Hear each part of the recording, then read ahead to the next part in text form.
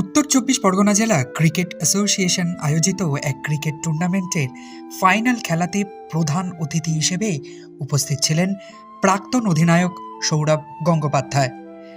ব্যারাকপুর শিল্পাঞ্চলে আয়োজিত এই ম্যাচে সৌরভ গঙ্গোপাধ্যায়ের সঙ্গে উপস্থিত ছিলেন সাংসদ সৌগত রায়, পার্থ ভৌমিক, বিধায়ক মদন মিত্র, নির্মল ঘোষ, নবাব ব্যানার্জি সহ উত্তর চব্বিশ পরগনা জেলা ক্রীড়া সংস্থার কর্মকর্তারা।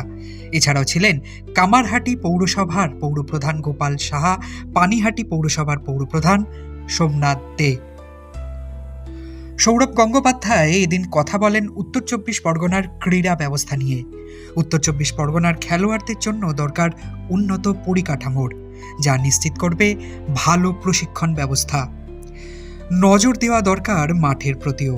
আশ্বাস দিয়ে বললেন, ক্লাবের তরফ থেকে যোগাযোগ করা হলে সিএবি সাহায্য করতে পারে।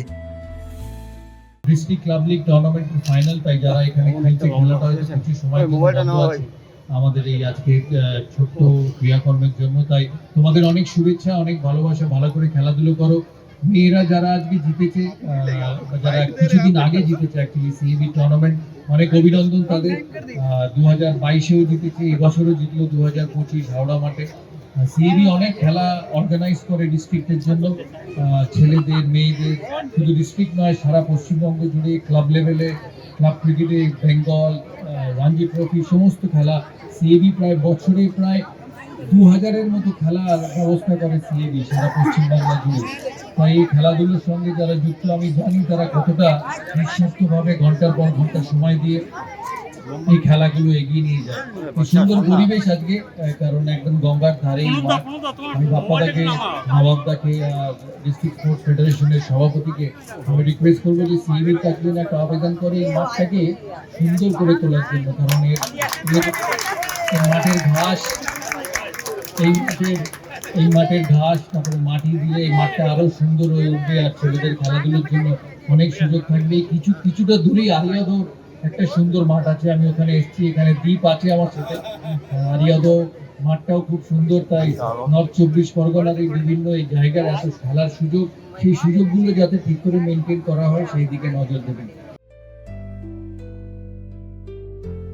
প্রাক্তন অধিনায়কের আশ্বাসে খুশি ক্রীড়াপ্রেমীরা, খুশি সৌরভের ফ্যানেরাও, অন্তত তেমনটাই জানালেন মদন মিত্র।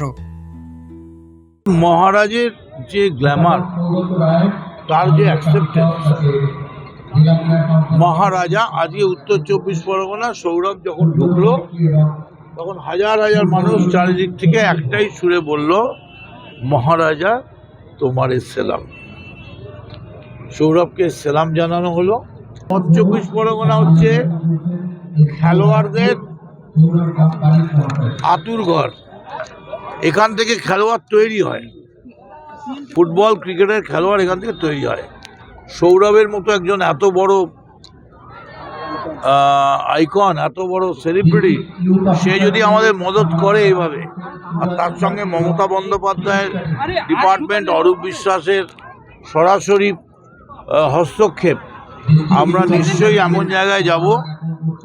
এমনিতেই উত্তর চব্বিশ পরগনা সবেতেই ফার্স্ট, ইস্ট আর ওয়েস্ট, নর্থ চব্বিশ পরগনা ইজ দ্য বেস্ট। খেলায় হার জিত থাকেই, কিন্তু সৌরভ গঙ্গোপাধ্যায় মানুষের মন জিতে নিয়েছেন। মানুষের ভালোবাসায় সেই ছবিই ধরা পড়ল দ্য ওয়ালের ক্যামেরায়। ব্যারাকপুর থেকে প্রতীতি ঘোষের রিপোর্ট, দ্য ওয়াল।